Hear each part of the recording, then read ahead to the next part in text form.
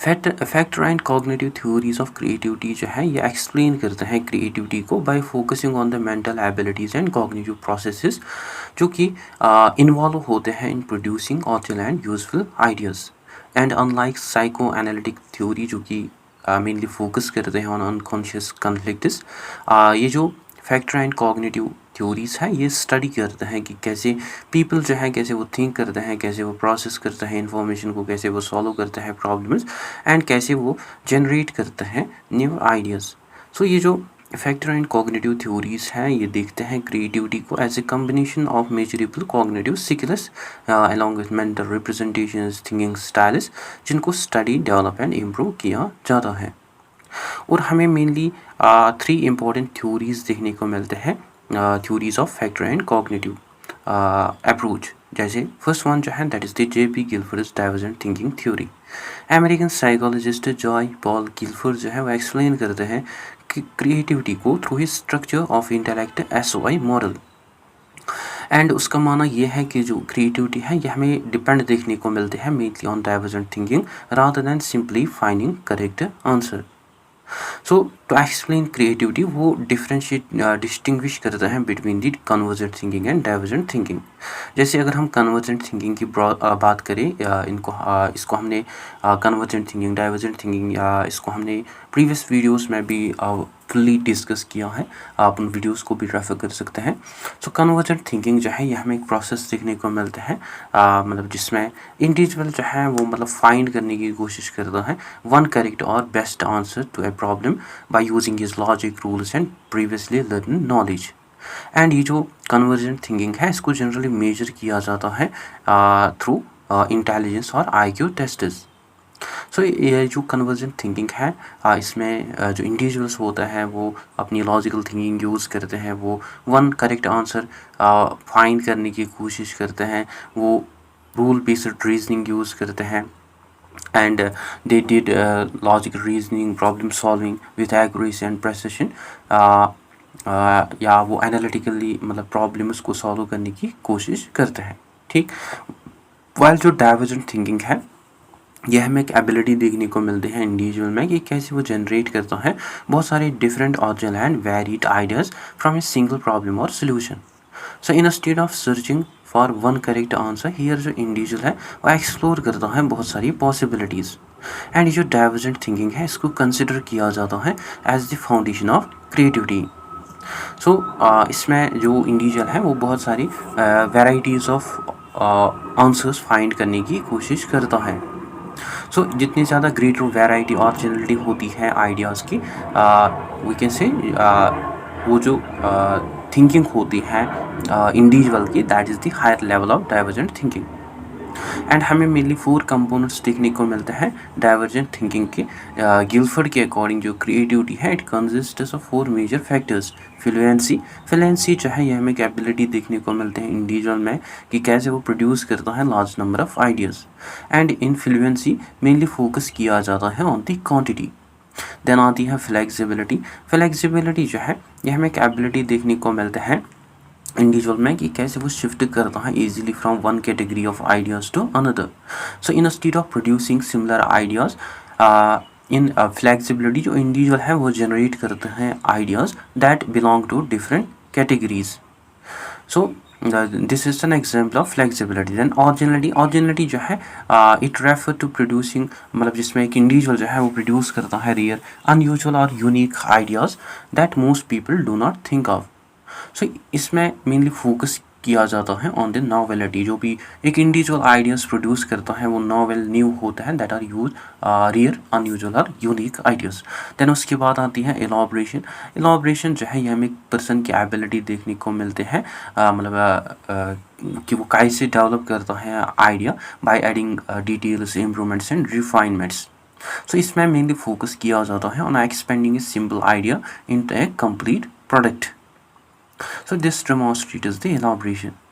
सो teachers जो हैं वो मतलब एनकरेज कर सकते हैं डाइवर्जेंट थिंकिंग को by asking open ended questions, by encouraging brainstorming, by accepting multiple answers, by rewarding originality extra. ठीक, then another factor and cognitive theory जो है that is Mednick's associative theory. Psychologist Sarnoff A Mednick जो है वो propose करते हैं, उसका माना यह है कि जो क्रिएटिविटी है ये हमें डिपेंड देखने को मिलते हैं on the ability of an individual, कि वो कैसे फॉर्म करता है रिमोट एसोसिएशंस और connections between the ideas. And Mednick के अकॉर्डिंग जो क्रिएटिव पीपल होते हैं वो कनेक्ट करते हैं कंसेप्ट को, जो कि मोस्ट ऑफ द इंडिविजुअल्स कभी भी सोच में, अपनी सोच में कनेक्ट और जनरेट नहीं कर पाते हैं। सो मैडनी के अकॉर्डिंग जो क्रिएटिविटी है ये आकर होती है जब इंडिविजुअल जो है वो कंबाइन करता है डिस्टेंट और unrelated ideas to produce something new and useful. So Mednick के अकॉर्डिंग जितनी ज़्यादा ग्रेटर एबिलिटी होती है एक इंडिविजुअल में मेक करने के लिए रिमोट एसोसिएशंस, उसके पास हायर लेवल ऑफ क्रिएटिविटी होती है। एंड ये जो रिमोट एसोसिएशन है it means connecting ideas that appear unrelated. And ये जो अनएक्सपेक्टेड कॉम्बिनेशन है ये ऑफन प्रोड्यूस करते हैं इनोवेटिव सॉल्यूशंस। एंड मैडनिक जो है वह एक्सप्लेन करते हैं क्रिएटिविटी को through the concept of an associative hierarchy. Mednick के अकॉर्डिंग जो क्रिएटिव इंटेलिजेंस इंडिविजुअल्स होते हैं they have the flat associative hierarchy. That means वो जो क्रिएटिव इंडिविजुअल्स होते हैं वो इजीली एक्सेस कर पाते हैं अनयूजुअल आइडियाज़ को, remote associations, diverse mental connections को। सो उनकी जो थिंकिंग होती है वो हमें बहुत ही ब्रॉड एंड फ्लेक्सिबल देखने को मिलते हैं। एंड मैडनिक के अकॉर्डिंग जो लेस क्रिएटिव इंडिविजुअल्स होते हैं they have this steep associative hierarchy. That means उनके जो माइंड्स होते हैं वो क्विकली प्रोड्यूस करते हैं only the most common and predictable associations, जहाँ उनकी जो थिंकिंग है दैट बिकम्स लिमिटेड। सो मैडनिक की ये जो थ्योरी है ये एक्सप्लेन करते हैं कि जो क्रिएटिव इंडिविजुअल्स हैं वो ऑफन क्यों थिंक करते हैं डिफरेंटली, वो क्यों कंबाइन करते हैं अनरिलेटेड आइडियाज़, वो क्यों प्रोड्यूस करते हैं इनोवेटिव सॉल्यूशंस, एंड वो क्यों जनरेट करते हैं ओरिजिनल आइडियाज़। ठीक। देन नेक्स्ट जो फैक्टर एंड कॉग्निटिव थ्योरी है that is the Wallas stage theory of cognitive creative processing. Graham Wallas जो है वो एक्सप्लेन करता है, as we had discussed it in previous video as well, वो explain करता है क्रिएटिविटी को एज ए साइकोलॉजिकल प्रोसेस जो कि डेवलप होती है through 4 successive stages. And unlike Guilford and Mednick जो कि फोकस करते हैं mainly on the mental abilities, जो वेलेस हैं वो डिस्क्राइब करते हैं कि कैसे क्रिएटिव थिंकिंग जो है वो अनफोल्ड होती है ओवर टाइम। एंड वेल्स के जो 4 स्टेजेस हैं क्रिएटिविटी के, these are first hand that is the preparation stage.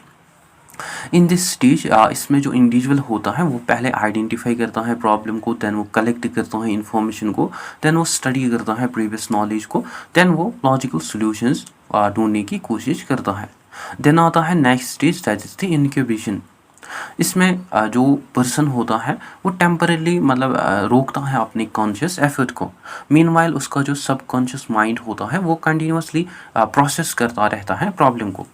Then आता है एलिमिनेशन स्टेज। एलिमिनेशन स्टेज जो है this is the sudden insight और आहा मोमेंट जो कि अगर होती है in the mind of a individual. So here जो सोल्यूशन है वो अनएक्सपेक्टेडली आता है unconscious awareness of an individual. Then आता है वेरिफिकेशन स्टेज।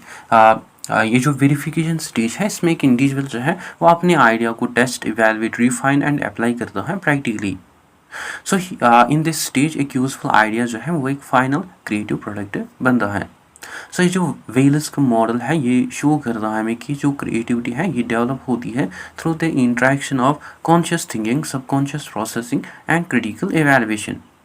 एंड ये जो मॉडल है ये हमें one of the most influential model देखने को मिलता है क्रिएटिव प्रोसेस का।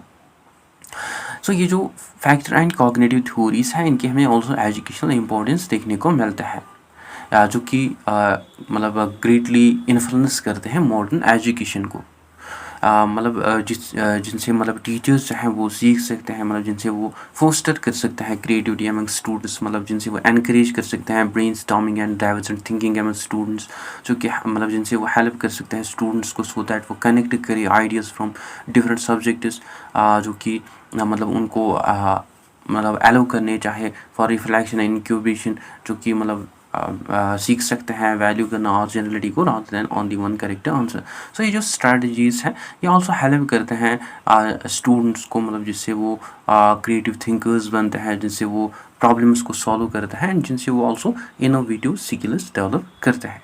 ठीक। I hope this is clear to you.